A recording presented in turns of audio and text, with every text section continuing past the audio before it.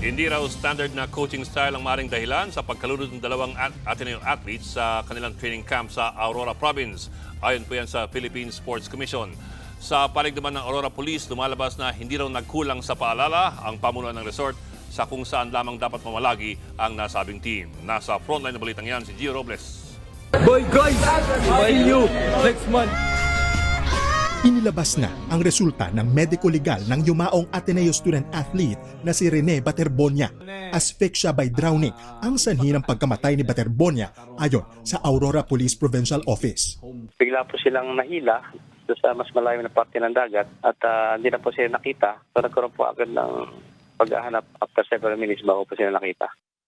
Nauna nang kinumpirma ng Aurora Police na 4 ang napaulat na tinangay ng alon sa nasabing team building activity. Nasawi sina Baterbonia at ang Nigerian na kapwa niya student-athlete na si Divine Adili.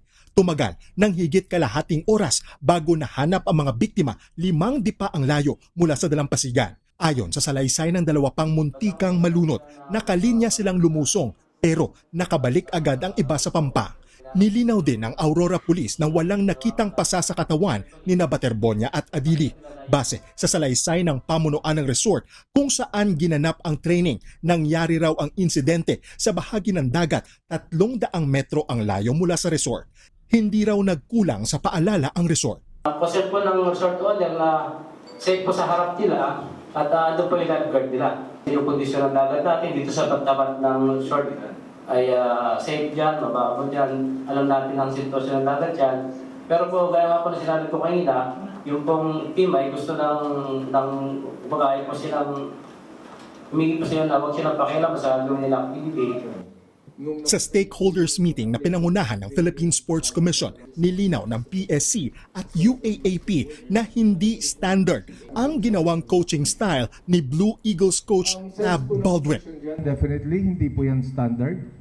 Definitely, wala po yan sa policy ng Philippine Sports Commission and I'm sure wala sa policy yan ng UAAP, wala yan sa policy ng Palarong Pambansa, wala po sa policy yan ng kahit sinong NSA. That is maybe the philosophy of a program that is in place. That is their style. Sumentro rin ang meeting sa pagbuo ng mga konkretong aksyon at pagbabago sa sistema ng sports sa Pilipinas, kabilang ang pananagutan ng mga coach at pagpapatupad ng mas mahigpit na mga pamantayan sa kaligtasan at pagtugon sa emergency. Coaches wield tremendous influence over the lives and development of athletes. We will push for the enactment of law regulating the coaching profession, including the establishment of a national registry mandatory licensing certification, and continuing professional development requirements for coaches and sports professionals. Magbibigay naman ng tig 250,000 pesos ang PSC sa pamilya ni Baterbonia at Adili. Hindi pa malinaw kung sasali sa upcoming season 89 ng UAAP ang Ateneo Blue Eagles matapos ang insidente. Nasa Ateneo, ika nga ang bola maging sa usapin ng sanctions na posibleng ipataw kay Coach Baldwin ayon sa UAAP. We have to go where the evidence leads. So wala pa kasi pati yung preventive suspension may mga purpose. It's not actually a penalty. It's not a sanction. It is a preventive measure, no, to destroy administratively. It's to para wag maapektuhan yung witnesses or to destroy evidence.